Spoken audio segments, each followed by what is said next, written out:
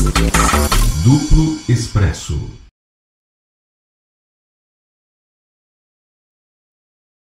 Felipe Quintas, eu queria que você comentasse um pouquinho uma postagem que você fez no seu Facebook, ou ontem ou anteontem, não tenho certeza, mas inclusive sempre de a sua autorização, eu estou citando ela no meu artigo em que você fala que essa história do WhatsApp Gate seria uma forma já o cartão de visita do poder real, da finança internacional, ao Jair Bolsonaro. Explica um pouquinho a sua ideia.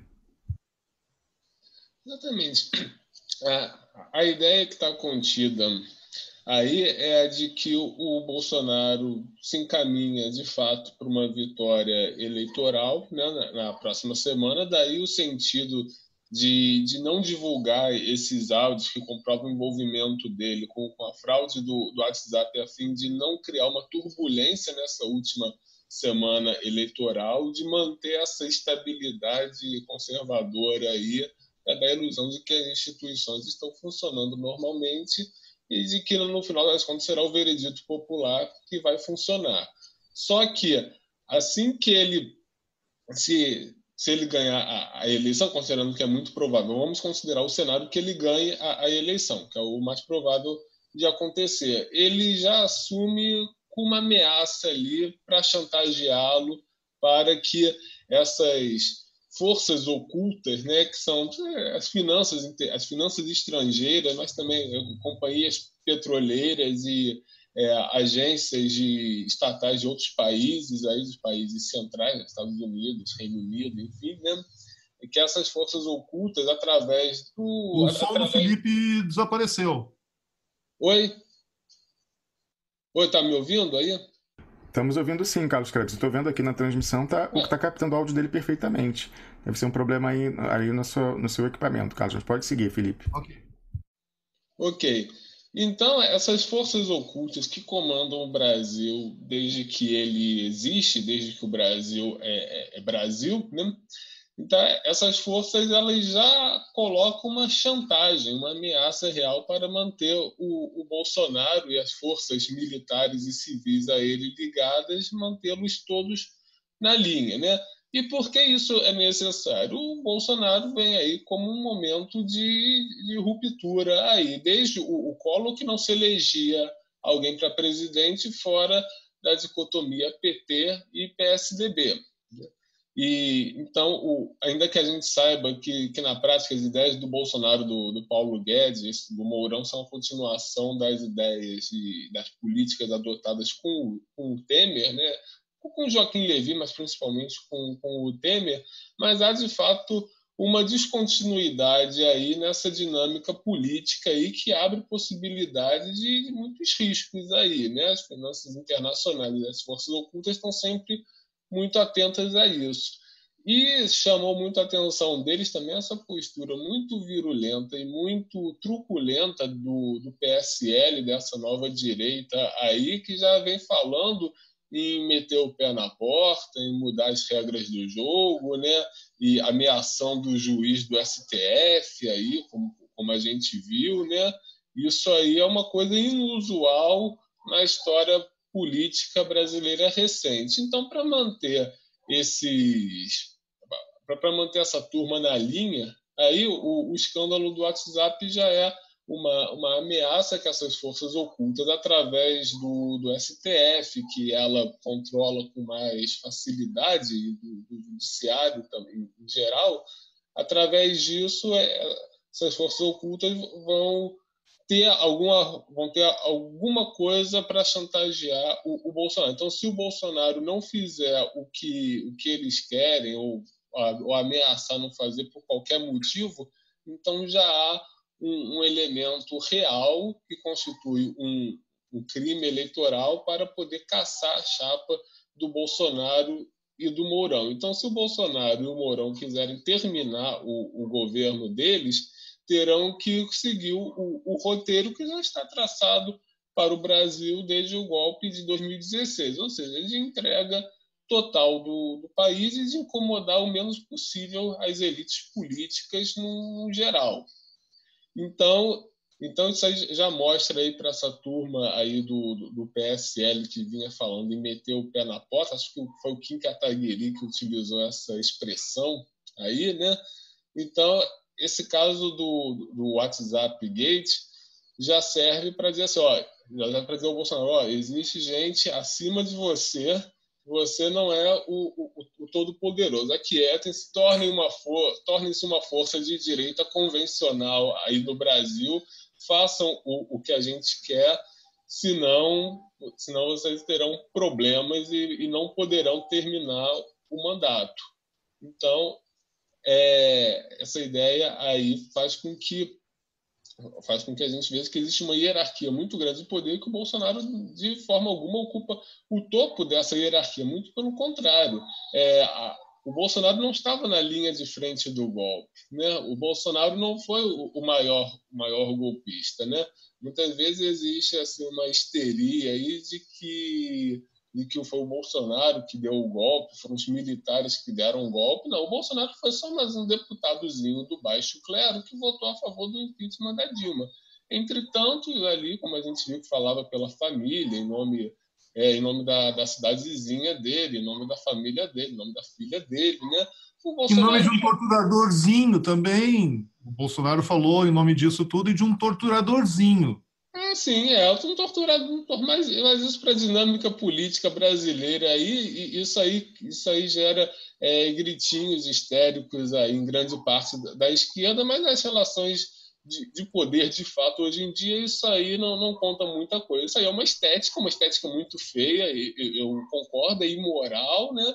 É criminoso também, mas isso não faz dele o maior golpista do país. Toda a tortura que acontece à torto e à direito hoje no país não é provocada por essa fala do Bolsonaro. É muito mais provocada, por exemplo, pelo arroxo promovido aí pelo Temer, pelo governo Temer, que, no entanto, se reveste de uma estética muito mais bonita, muito mais fofinha, e não gera esse repúdio moral que a fala do Bolsonaro justamente provocou. Não estou falando que não devesse provocar essa reação, mas a gente tem que, para fazer uma análise política coerente, a gente tem que saber diferenciar o que é o problema político de poder de fato e o problema moral. Essa fala do Bolsonaro foi um problema moral, mas politicamente não acarretou absolutamente nada, né? E o Bolsonaro foi mais um deputado que apareceu ali na Câmara ali com uma fala horripilante, estrondosa, mas o voto dele foi mais um. Ele não foi ele o articulador do golpe, nem foi ele o representante favorito dos grandes patrocinadores do golpe, que são as forças ocultas, aí, principalmente os agentes financeiros e as corporações petroleiras estrangeiras aí do Atlântico Norte, sobretudo, né? Então, o Bolsonaro ele só assume esse protagonismo todo porque os representantes oficiais dessas forças ocultas no Brasil, que eram o PSDB e o DEM, se mostraram de uma incompetência eleitoral estrondosa, histórica. Não havia como colocá-los no governo, uma vez que tudo que eles fizeram nos últimos anos gerou um rechaço, uma reprovação gigantesca, ainda maior que a do PT, porque a rejeição do PSDB, do DEM, é ainda maior que a do PT na sociedade brasileira. A votação aí do dia 7 de outubro demonstra isso cabalmente. Sim, mas Felipe, não é justamente por isso que eles vão poder permanecer no governo? Sim, justamente por eles não estarem à frente de maneira escancarada, eles vão continuar atuando por trás. Eles vão fazer a coalizão com o partido que for vencer, o PSL. Tu não parece óbvio isso? Eles quem? O PSDB e o DEM?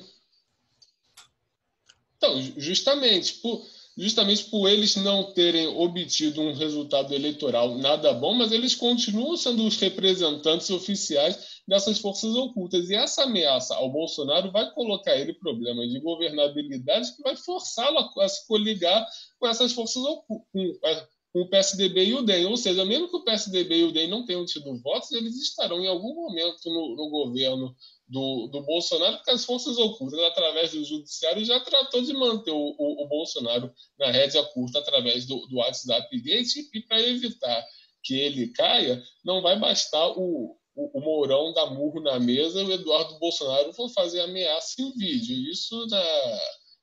Isso em política não adianta muito. Vai precisar fazer as articulações, o que se chama de velha política, isso vai ter que ser acionado aí a favor do Bolsonaro.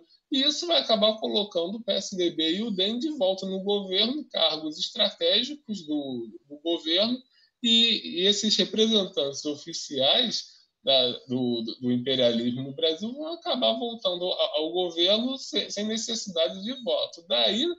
Daí também a importância de ter esse caso do WhatsApp, de manter uma certa ilegitimidade em torno da eleição do Bolsonaro, para evitar que ele tente e consiga sucesso em governar mais sozinho.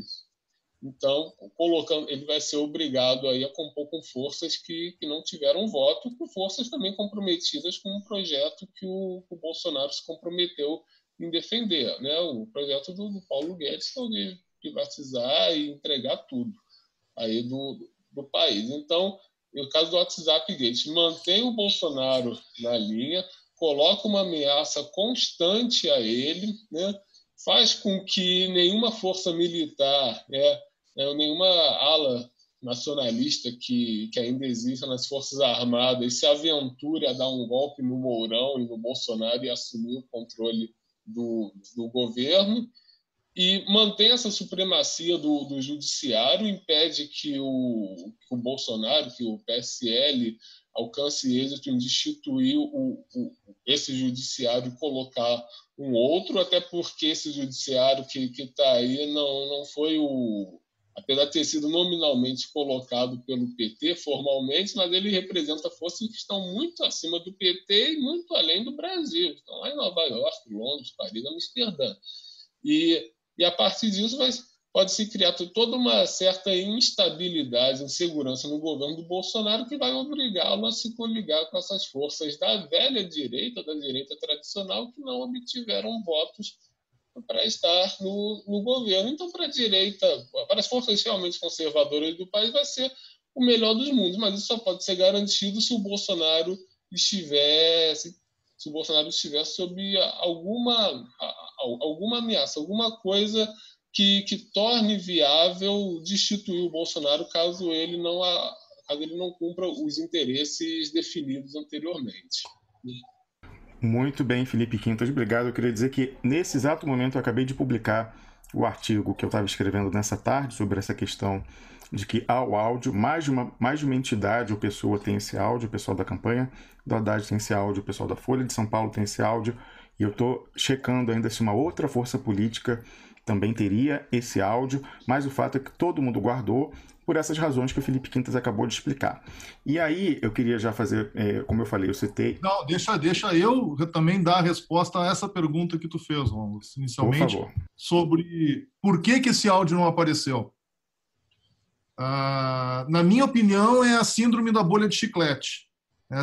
Tu faz uma bolha de chiclete não para que ela exista, simplesmente para que ela estoure. Ou seja, tu lança essa história sem uma comprovação cabal, justamente para queimar a história, para que ela não se prolifere, que ela não ganhe força. Isso aí é mais uma coisa que a Thaís já mencionou antes. A gente fica procurando sempre agir reativamente. A gente não está conseguindo seguir propondo uma questão ou uma linha de raciocínio. A gente está sempre respondendo. Isso aí faz o quê? Que transformou os empresários que teriam pago por esse lançamento de fake news via WhatsApp em pessoas patriotas fazendo campanha de forma independente ao seu candidato. Só isso. E assim vai ficar. Eles criaram de facto, quem conhece a política americana sabe, mas eles criaram de facto a figura dos super PACs, que o pessoal faz uns comitês lá, os empresários fazem doações a favor de um candidato e contra outro, mas fala que isso não tem nada a ver. E aí com isso a Suprema Corte acabou com o limite no gasto em eleições americanas, porque o limite se aplica aos comitês oficiais do seu orçamento, mas quem quiser fazer um comitê paralelo em favor do candidato e contra o outro, principalmente, o céu é o limite, o gasto quanto quiser. Então, da mesma forma, não tem doação empresarial para a conta do candidato, mas você faz o que você quiser com o seu dinheiro a favor de um candidato e, principalmente nesse caso, contra outro. Duplo Expresso.